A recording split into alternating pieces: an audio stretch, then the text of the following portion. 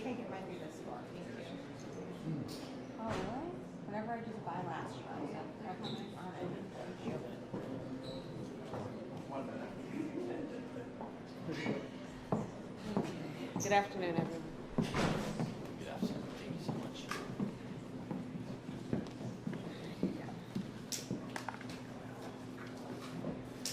Everybody ready? Yeah.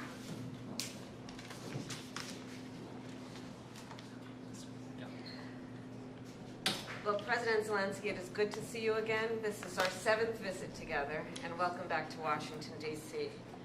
As I have made clear on our 6 previous meetings and throughout Putin's brutal aggression and war against Ukraine, my support for the people of Ukraine is unwavering. I've been proud to stand with Ukraine. I will continue to stand with Ukraine, and I will work to ensure Ukraine prevails in this war. To be safe, secure, and prosperous, the United States must continue to fulfill our long-standing role of global leadership. We must stand with our allies and our partners. We must defend our democratic values and stand up to aggressors. And we must stand for international order, rules, and norms. Each one of these principles is at stake in Ukraine. And that is why Ukraine's fight matters to the people of America. The Ukrainian people are bravely defending their homes and their homeland, their freedom and their democracy against a brutal dictator. And the American people know well the meaning of freedom, of independence, and the importance of rule of law. These ideals are central to who we are as Americans. And some of the most important moments in our history have come when we stood up to aggressors like Putin, just as we must today. Indeed, standing with our friends and defending our ideals against tyranny has helped make America the most powerful and prosperous nation in the world. Putin's aggression is not only an attack on the people of Ukraine, it is also an attack on fundamental principles such as sovereignty and territorial integrity. International rules and norms are not some abstract notion. They provide order and stability in our world. They support American security and American prosperity. And when they are threatened anywhere, they are threatened everywhere. History has shown us, if we allow aggressors like Putin to take land with impunity, they keep going.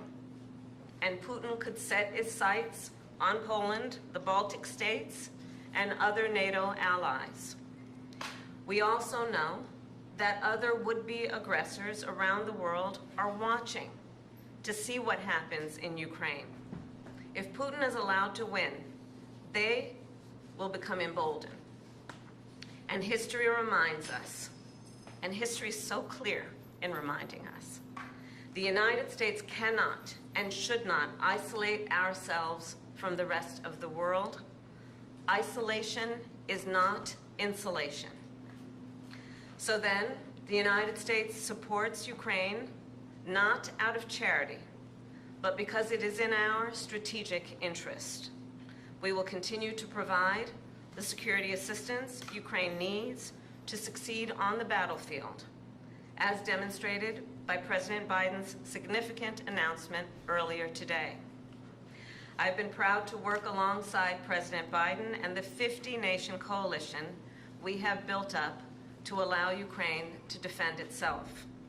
Thanks to this coalition and the skill and the bravery of the Ukrainian people, along with your courageous leadership, President Zelensky, Ukraine has stood up to Russia's aggression, and today, Kyiv stands free and strong.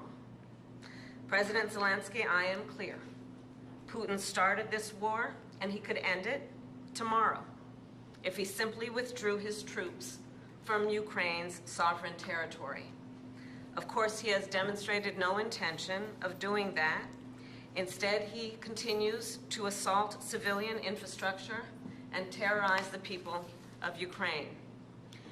In Switzerland in June, along with 90 other nations at the Ukraine Peace Conference, I told you that the United States shares your vision for the end of this war, an end based on the will of the people of Ukraine and the UN Charter, and that we must work with the international community to secure a just and lasting peace. And I told world leaders there, nothing about the end of this war can be decided without Ukraine.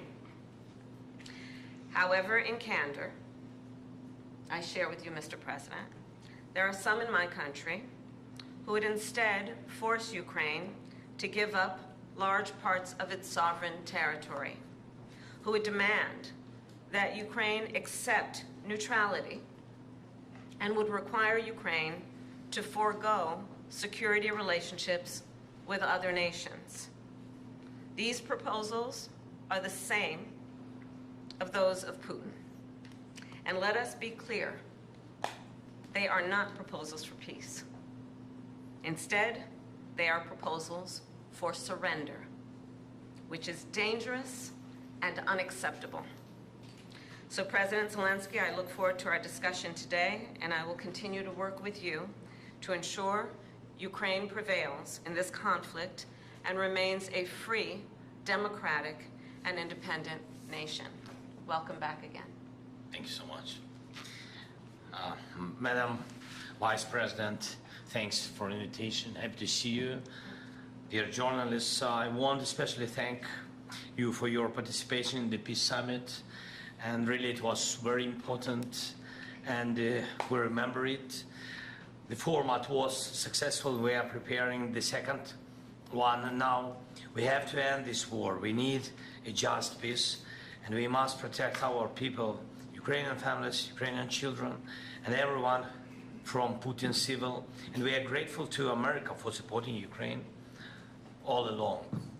And we'll have an important meeting today, right after I'd talked to President Biden about the plan of victory, and I will share some details of the plan with Vice President Harris. It's crucial for us to be fully understandable and to work in a full coordination with the United States. And this morning I talked also to the congressmen, both chambers, both parties, and I'm thankful for the bipartisan support.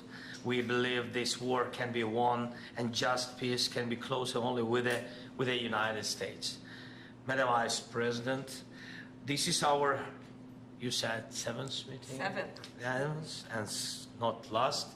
And the third meeting, as far as I remember, the third meeting this year. Yes.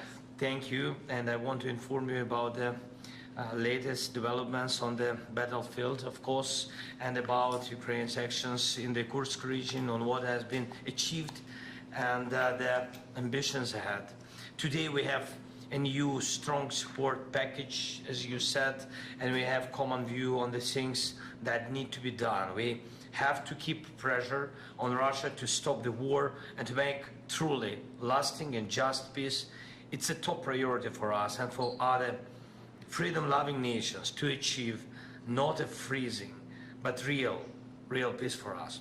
So we need to keep sanctions against Russia strong, and we need to use the proceeds from immobilized Russian assets to protect Ukraine, our people, our cities, our front line from Russian evil. And of course, we must work hard to bring all Russian war criminals to justice. And one more thing, I want to inform Madam Vice President about the latest Russian missile and Shahid's attacks against Ukrainian energy infrastructure. We need to urgently strengthen Ukraine's air defense to save thousands of lives and reduce Russian terror to zero. It's achievable. Thank you again. Thanks, America.